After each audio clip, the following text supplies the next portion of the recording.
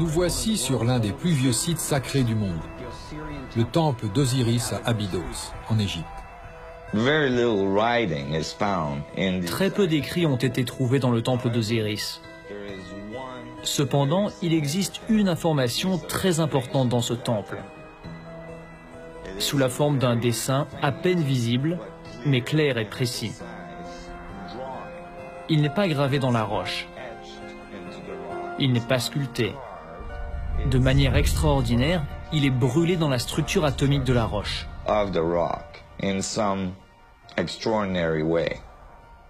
Nassim a décodé le symbole d'Osiris en 3 dimensions. Étant donné que notre monde n'est pas en 2 dimensions, il est logique que les codes donnant des informations à son sujet ne soient pas limités à des représentations plates.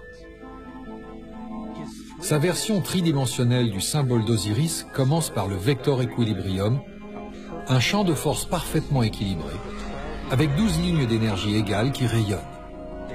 Elle stabilise son centre comme les 12 rayons d'une roue.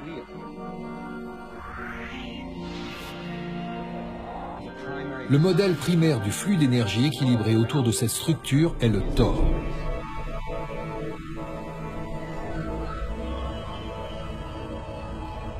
Nous passons maintenant au niveau suivant, plus vaste, avec un total de 64 pyramides appelées tétraèdres. Si nous plaçons des sphères dans la représentation du champ d'énergie toroïdal entourant chacune des pyramides, et que nous écartons les pyramides, nous nous retrouvons avec une matrice qui, étonnamment, se superpose exactement à l'icône d'Osiris. Un modèle en 3 dimensions de celui brûlé dans le mur du temple égyptien il y a des milliers d'années. Maintenant, changeons de continent, passons de l'Égypte à la Chine, où la même géométrie apparaît sur un autre site sacré construit en 1420.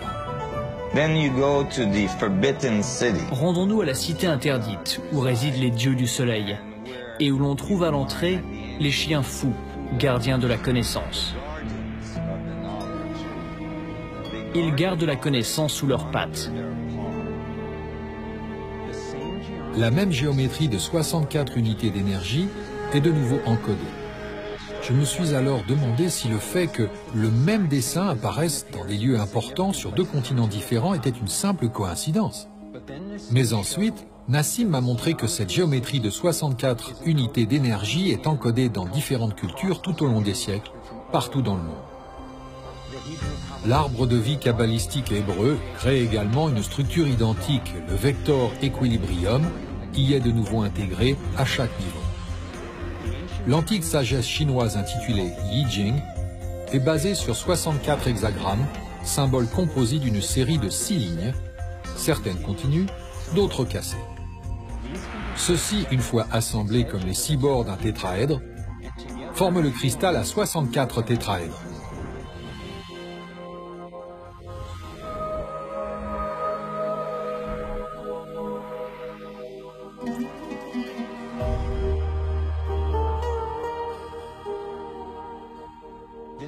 Le même modèle réapparaît dans la recherche scientifique moderne. La double hélice se caractérise par un alphabet de 64 codons utilisés pour encoder notre ADN humain.